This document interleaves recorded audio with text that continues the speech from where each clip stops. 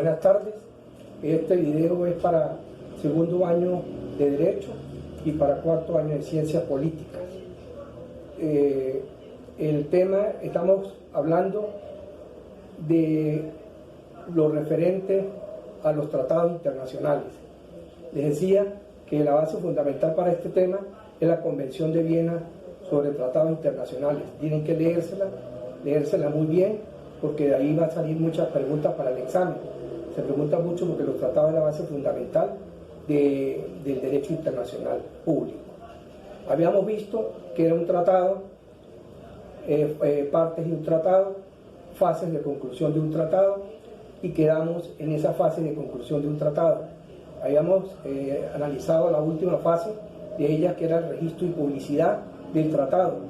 Decíamos que el tratado debía de registrarse para su correspondiente depósito y publicación ante la Secretaría General de las Naciones Unidas, es decir, ante el doctor Antonio Guterres, para que este tratado tuviera fuerza erga omnes frente a todo y contra todos, y no fuerza inter partes. Es una obligación de los estados, a través de sus plenipotenciarios, hacer el registro correspondiente para que tenga fuerza de legalidad, legitimidad frente a las relaciones interestatales. Continuando entonces con el tema número 3, hoy nos toca hablar de las reservas. ¿Qué son las reservas?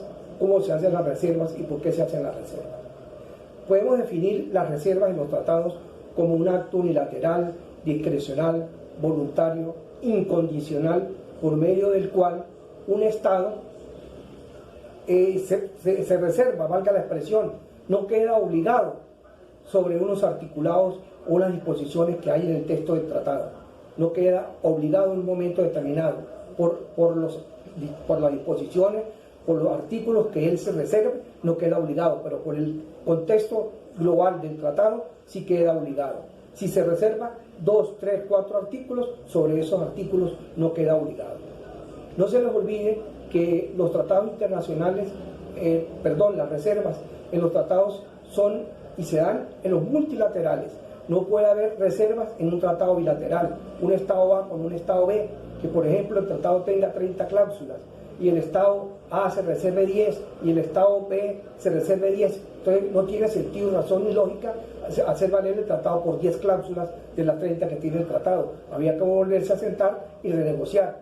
Pero recuerden que hay tratados multilaterales en donde hay una multiplicidad de artículos, de disposiciones, de obligaciones y de derechos, y entonces hay momentos en que un Estado, por razones que les voy a exponer, no puede quedar obligado y se reserva ciertas disposiciones, ciertos artículos en el tratado, primero,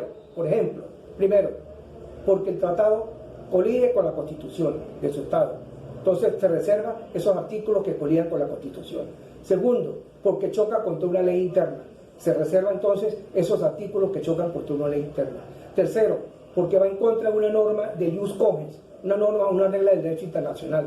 No se le olvide que una norma de ius cogens es una norma obligatoria, coercible, que obliga a las partes, y una norma de suprasubordinación. No es una norma que puede ser relajada por la voluntad de los particulares, de los estados, sino que emana de un órgano, por ejemplo, del Consejo de Seguridad de las Naciones Unidas, y los estados están en la impronta de cumplir esa obligación internacional. Entonces, si un tratado está en contra de una norma de derecho internacional público, de ius cogens, ese tratado no puede, esa reserva no se puede hacer. O sea, se hace la reserva, mejor dicho, perdón. En cuarto lugar, si el tratado es imposible de cumplir. Si en las cláusulas del tratado hay obligaciones que el Estado se ve imposible de cumplir en el tiempo y en la distancia predeterminado en el tratado de su vigencia, entonces el Estado se reserva esos tratados. Esos son las reservas. Es fundamental que ustedes entiendan que todos los Estados, al igual que tienen capacidad para contratar, todos los Estados tienen capacidad para reservarse.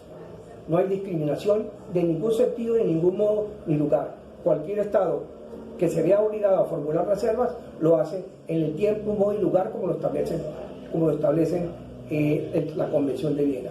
¿Y cuándo se hacen esas reservas? Ya dijimos por qué, lo acabo de decir, por qué se hacen las reservas. ¿Cuándo se hacen esas reservas?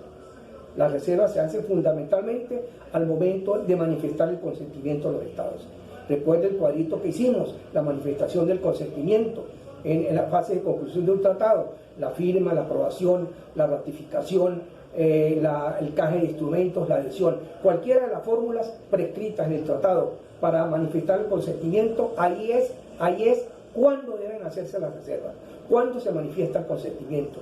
Por eso yo les decía a ustedes anteriormente que el consentimiento en los tratados internacionales es la piedra angular de los estados, porque ahí es cuando los estados, a través de sus representantes, quedan obligados y establecen, pueden hacer ejercicio pleno, facultativo, de los derechos inherentes al mismo tratado. En tercer lugar, es bueno aclarar lo siguiente: ya tenemos el por qué y cuándo se hacen los tratados. Ahora, las reservas en los tratados. ¿Cómo se hacen esas reservas? Por escrito. Los estados que quieran reservarse disposiciones de un tratado, porque un tratado internacional multilateral tiene 50, 60, 70 artículos, y el Estado quiere reservarse 10 de esos artículos, tiene que manifestarlo por escrito y tiene que manifestarlo nuevamente a todos y cada uno de los estados que forman parte del tratado. Y todos aquellos estados que posiblemente en un futuro tengan que venir a ese tratado por adhesión, tienen que formulárselo por escrito. No se aceptan, así como no se aceptan tratados verbales, contratos verbis, porque las palabras se las lleva el viento. Las reservas internacionales en los tratados se hacen en forma escrita, es la manifestación del consentimiento en quedar obligados, en no quedar obligados por un tratado, por una disposición, por una cláusula o por un articulado. También es importante aclarar que los estados, cuando hacen reservas, lo hacen voluntariamente, por eso es un acto unilateral, no pide la opinión de otros estados, es discrecional porque lo hace cuando él crea conveniente hacerlo o no hacerlo. A nadie se le obliga a formular reservas. Es incondicional, son incondicionales las reservas porque ningún estado le puede establecer una condición suspensiva o resolutoria o un término a un estado para formular reservas. Y es incondicional, además de incondicional, permite que los estados en sus relaciones internacionales fluyan, porque puede existir la posibilidad cierta de que un estado no pueda cumplir unas obligaciones que están en el texto del tratado. Para eso entonces la Convención de Viena establece las reservas en los tratados y las pueden ejercer en el momento de manifestar el consentimiento de quedar obligados. Por eso es que son importantes las reservas. Son, y repito, para que no se les olvide, se dan en los tratados multilaterales. ¿Cuáles son los efectos de esas reservas? Pues que bien que el Estado no queda obligado por los artículos, las disposiciones que se reservó. Si son 100 artículos y él se reservó los últimos 10 del tratado, pues no queda obligado por esos últimos 10, pero sí queda obligado por los 90 anteriores. Es decir, que tiene que señalar cuáles son los artículos, cuáles son las disposiciones, y queda plasmado en el texto del tratado, en la parte infine del tratado, que el Estado tal o el Estado pascual se reservó los artículos tales y tales, para que todos los demás estados que formen parte del tratado multilateral tengan a qué atenerse y saben cuándo un Estado puede o no quedar obligado y cuándo un Estado puede ejercer o no ejercer sus obligaciones internacionales. También hay el momento, y deben de leérselo, que se puede objetar una reserva. Un Estado puede objetar una reserva, debe fundamentar por qué objeta la reserva de otro Estado. Entonces, el efecto que aparece es que no hay una relación directa, no queda obligado al Estado frente a ese Estado que la objeta, pero sí frente a los demás Estados que no lo objetaron, cumple cabalmente sus derechos y obligaciones. Esos son las reservas internacionales. No se les olvide, un acto unilateral, discrecional, incondicional, voluntario, por medio del cual un Estado se reserva, no queda obligado por ciertas disposiciones de un tratado en un momento determinado por las situaciones que yo les expliqué anteriormente. También es importante aclarar que en el derecho internacional público y en la Convención de Viena hay un artículo importante y fundamental, el artículo 26. Ya hemos desglosado, llevo hasta acá más o menos de los tratados de los 95 artículos anteriores. El artículo 26 trata de la regla de oro de los tratados. ¿Cuál es la regla de oro de los tratados? La pacta sunt servanda. Repito, la pacta sunt servanda. ¿Qué significa la pacta sunt servanda? Que los estados se obligan tal como lo pactaron y de buena fe. La buena fe es la regla de oro. Las partes no pueden ir, los plenipotenciarios, los representantes de los estados, no pueden manifestar el consentimiento y quedar obligados a adquirir derechos con fraude a la ley, con engaño, con dolo, con malicia. Tienen que ir porque puede estar viciado de nulidad. Tienen que ir en forma impoluta, transparente. ¿Por qué? Porque eso les permite a los estados formar parte de la comunidad internacional. Eso les permite a los estados acudir a la comunidad internacional a solventar sus necesidades con tratados económicos, comerciales, culturales, religiosos, deportivos, ecológicos, de derechos humanos. Por eso, esa es la regla fundamental, la buena fe. En las relaciones internacionales, los sujetos internacionales tienen que actuar de bona fide. Eso lo dice el artículo 26 de la Convención de Viena sobre tratados. Los tratados, además, tienen un efecto en el tiempo y un efecto en el espacio. ¿Cuál es el efecto de los tratados en el tiempo? El siguiente: los tratados internacionales no tienen efecto retroactivo, no miran hacia atrás. Los tratados internacionales miran hacia adelante. Es decir, que en el momento en que entre en vigencia el tratado, a partir de allí las partes quedan obligadas y pueden ejercer sus derechos, no con anterioridad. Por ejemplo, si un tratado entra en vigencia el 1 de enero del 2021 y tiene su fase de terminación de vigencia el 31 de diciembre del 2021, esa es la fase, ese es el espacio del tratado. No puede ser en diciembre, noviembre del 2020, salvo por excepción que las partes digan, las partes todas, que quieren darle un efecto anterior a la vigencia, que tenga validez las obligaciones. Pero la regla fundamental es que el tratado no tiene efecto retroactivo, no mira hacia atrás, sino es hacia adelante. Una vez que entre en vigencia, los estados pueden ejercer sus derechos y cumplir con todos y cada uno de los deberes inherentes a la cláusula y las disposiciones contractuales.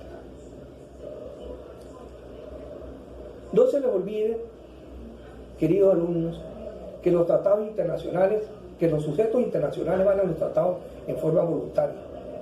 Cuando firman, cuando ratifican, cuando aprueban, cuando canjean los instrumentos, cuando se reservan, cuando manifiestan el consentimiento. No se les olvide que eso es fundamental. Los estados van voluntariamente. Los estados no quedan obligados, no van obligados a los tratados. Pueden haber al final, como se lo voy a explicar ahora, unas causas de nulidad relativa, nulidad absoluta en los tratados, pero en sí los tratados tienen que hacerse conforme a lo que yo les dije anteriormente, voluntariamente, incondicionalmente, y que nazca la soberanía de los estados, cumpliendo la pacta sunt servanda. Entre los artículos 30, 31 al 40 está la interpretación y las enmiendas a los tratados. La pregunta es, ¿los tratados se pueden interpretar? ¿Por qué se interpretan los tratados? Los tratados no deberían de tener interpretación, porque los tratados deben tener un lenguaje claro, preciso, diáfano, transparente. Pero resulta que los tratados internacionales se hacen en diversos idiomas, en distintos idiomas, 5, 6, 7 idiomas, por la multiplicidad de estados que participan. Entonces, ¿qué ocurre? Que pueden haber un momento conceptos, ideas que no quedan claras, que para un estado puede significar un concepto, una idea, algo, y para otro estado puede ser totalmente distinto, o no entiende, o no interpreta, o haya una laguna, o haya un vacío. Entonces, cuando se presenta ese tipo de problema en el derecho internacional público, se interpretan los tratados y se recurre a los medios de interpretación. ¿Qué se interpreta? ¿Qué se puede interpretar en un tratado cuando esté oscuro, cuando haya una laguna, cuando no haya nada clarísimo, o sea, hay una dicotomía, o no haya nada creíble o diáfano en el tratado? Pues simplemente ocurre lo siguiente: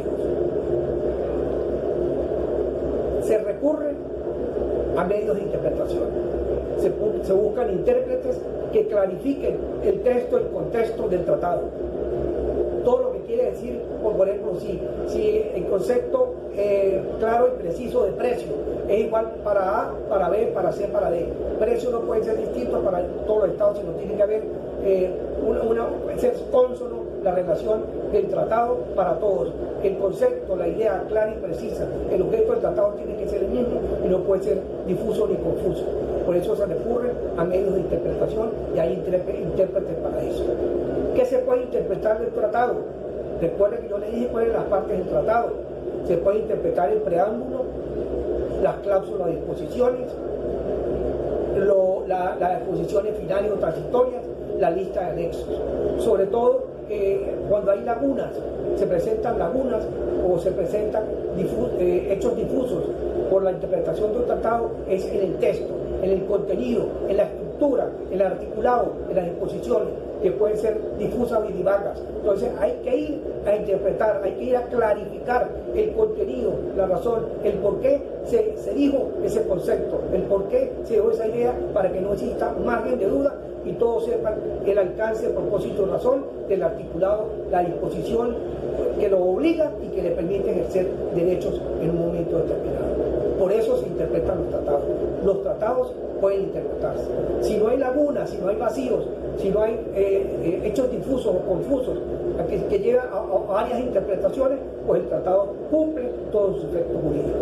Pero hay formas o medios, y lo establece la Convención, de que se vaya a un medio de interpretación, se formule un medio de interpretación para regularizar el contexto del tratado y hacer eficiente y eficaz la relación internacional entre los sujetos estatales. Los tratados se pueden enmendar, también se pueden enmendar los tratados. Se pueden modificar los tratados en un momento determinado. ¿Para qué es necesario esto? Porque recuerden que yo le dije a ustedes una de las características del derecho internacional público, que el derecho internacional público era cambiante, modificante, era evolutivo, no era estático, se modifica, cambia. Y muchos tratados y convenios internacionales están sujetos al vaivén, a la subida de los precios, a la caída de los precios, a los precios internacionales, a la subida de la bolsa, del oro, del café, del arroz, es decir, al vaivén de la demanda y de la oferta. Entonces, un tratado internacional puede afectar en un momento determinado a un Estado o a varios Estados y pueden enmendar, reformular el tratado y ponerlo al tanto, al día, al momento. Y todos los Estados tienen que ponerse de acuerdo en qué es lo que se va a enmendar, cuál va a ser el alcance de esa reforma, de esa modificación y hasta dónde llega ese alcance. No puede enmendarse sin el consentimiento de todos los Estados que han sido partícipes y de todos aquellos que de una u otra manera puedan venir con posterioridad a formar parte del tratado. Debe decirles exactamente el alcance y propósito de la enmienda del tratado, y por lo tanto también, al igual que las reservas, el tratado enmendado debe ser notificado y aparecer en el texto del tratado cuáles fueron las enmiendas, qué se le hizo a la enmienda y las razones que motivaron la enmienda en las circunstancias de modo, tiempo y lugar. Por último, voy a hablarles de las causas de nulidad absoluta y causas de nulidad relativa en los tratados. Eso está del artículo 46 al artículo 52. ¿Qué dice? Hay condiciones de nulidad relativa y condiciones de nulidad absoluta. ¿Cuándo hay nulidad relativa? Hay nulidad relativa cuando el tratado internacional puede ser subsanado, corregido el error, el dolo, la causa que motivó eso. Entonces se suspende el efecto del tratado y una vez subsanada, acomodada, corregida la situación que dio a la nulidad relativa, el tratado cumple todos sus efectos jurídicos normalmente como si no hubiese ocurrido absolutamente nada. En cambio, en la nulidad absoluta, el tratado se extingue de pleno derecho y es como si no hubiese ocurrido absolutamente nada. Se extingue de pleno derecho el tratado.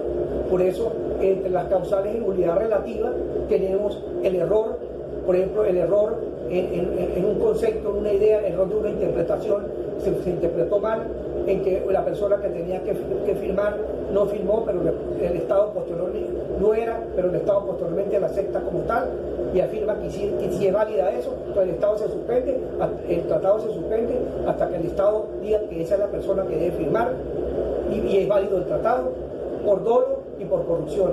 Esto debería ser causal de nulidad absoluta, pero la mayoría de los estados entendieron que el doble y la corrupción, la maquinación, el fraude, podía suspender el efecto del tratado, y una vez subsanado el doble o la corrupción, el tratado podía cumplir todos sus efectos jurídicos. Yo particularmente no estoy de acuerdo. Esa debería ser una condición de nulidad absoluta y una condición de nulidad relativa, porque se estaría actuando en contra del principio de la buena fe que está establecido en la Pacta Sunt Servanda. Por último, nulidad absoluta. Les decía que hay nulidad absoluta cuando el tratado se extingue de pleno derecho y es como si nunca se hubiese realizado. Se extingue de pleno derecho. Hay no posibilidad de suspender sus efectos para que luego se retome la idea y comience el tratado.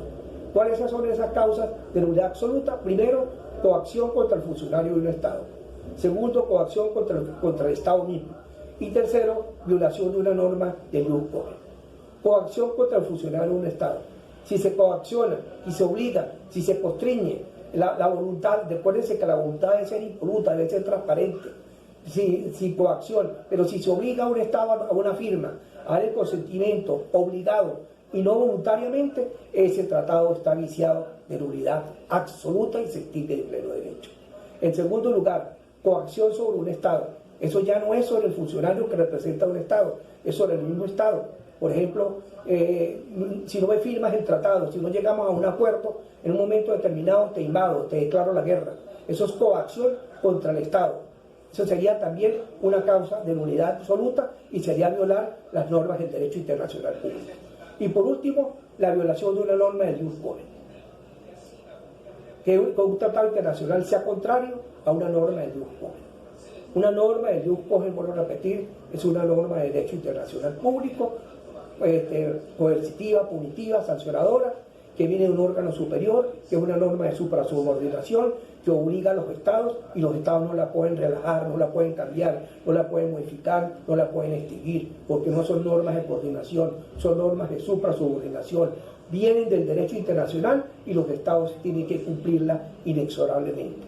Por ejemplo, si en un tratado internacional público se establece en la parte inferior del tratado las disposiciones transitorias, que si alguna de las partes signatarias del tratado no cumple con las obligaciones establecidas en el mismo, la solución al conflicto es la guerra.